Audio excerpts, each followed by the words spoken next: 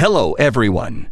Welcome to this interesting discussion. In this video, we will discuss an aircraft that is not only unique in its design, but also has a complex story behind its development during World War II. Let's talk about the Dornier Do-335, one of the fastest propeller aircraft ever made in aviation history. This aircraft is often referred to as one of the extraordinary innovations of Germany at that time. But unfortunately, time and conditions did not allow this aircraft to reach its full potential.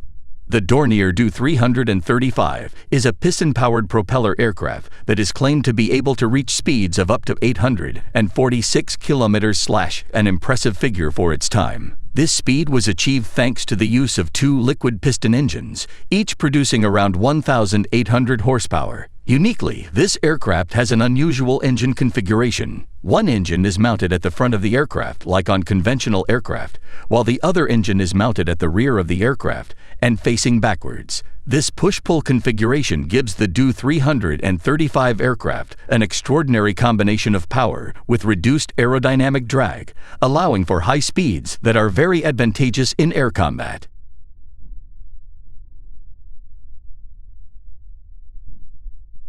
Despite being an innovative design, the Do-335 faced several challenges. It was a large aircraft, weighing up to 9,600 kg, and had some notable design flaws. Its landing gear was weak and prone to damage, and the rear engine often overheated. The aircraft's complex design also made production and maintenance difficult. The origins of the Do-335 trace back to World War I, when designer Claude Dornier experimented with tandem engine configurations in flying boats. In 1937, he patented the push-pull engine layout, which offered the advantage of twin-engine power with reduced drag and improved maneuverability. This design was later incorporated into the high-speed bomber prototype, the Do-P-59.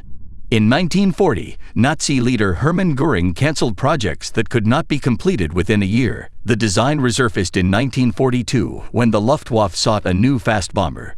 Dornier's P-231 proposal was selected over competing designs from Marado, Junkers, and Blohm and Voss. A development contract was awarded, and the aircraft received the designation Do-335. However, the Luftwaffe later shifted its priorities, redesignating the Do-335 as a fighter rather than a bomber. The aircraft first flew in September 1943, and 38 units in 4 different configurations were ordered for further testing. The Do-335 was powered by 2 Daimler-Benz DB600 and 3 V12 piston engines, each weighing 910 kilograms and producing 1,800 horsepower. This enabled the aircraft to reach speeds of 763 km/h at an altitude of 6,500 meters, with a range of approximately 2,000 kilometers at a cruising speed of 450 km/h. One of the main strengths of the Do-335 was its ability to maintain power even if one engine failed, allowing it to fly at 620 km/h on a single engine. The innovative design also brought significant challenges. The push-pull engine configuration, while reducing drag and enhancing speed, was mechanically complex, making maintenance and repairs more time-consuming and costly. The rear engine's cooling system required intricate ductwork, which was vulnerable to damage in combat, leading to overheating and potential engine failure. Additionally, the aircraft's weight affected its agility, making it less maneuverable than lighter single-engine fighters, a critical disadvantage in dogfights.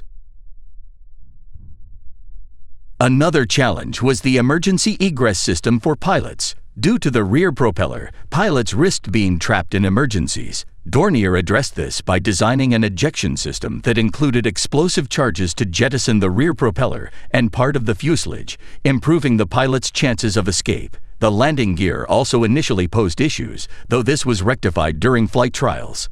Despite its advanced features, the Do-335 was never mass-produced due to a combination of factors. Development delays during World War II, compounded by resource shortages, strategic challenges, and relentless Allied bombing campaigns, severely disrupted German manufacturing capabilities. The aircraft's complexity further hindered production, as its sophisticated design required more time and resources compared to simpler aircraft.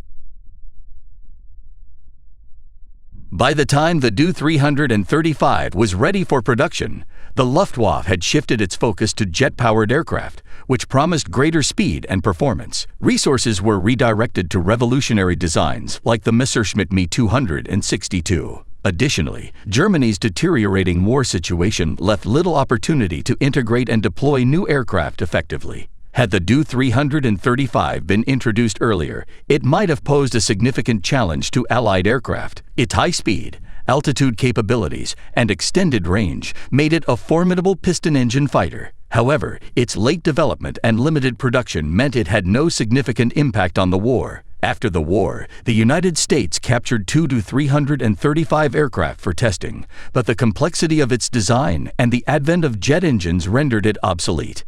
In addition, the Luftwaffe began to shift its focus to jet-powered aircraft, such as the Messerschmitt Me 262, which offered far superior speed and performance. Jet technology was considered the future of military aviation, so limited resources were directed toward jet development rather than propeller-driven aircraft such as the Do-335. Ultimately, the deteriorating war situation for Germany made the introduction of a new aircraft unrealistic. Even if the Do-335 had been successfully produced in large numbers, the time remaining before Germany's defeat would have been insufficient to effectively integrate it into military operations.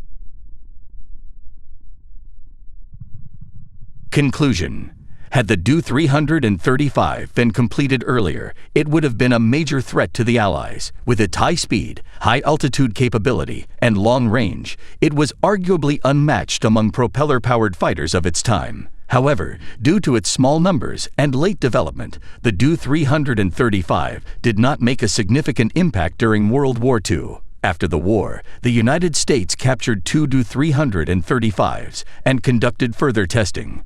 However, the complexity of its design and the advent of jet engine technology made this aircraft unattractive for further development.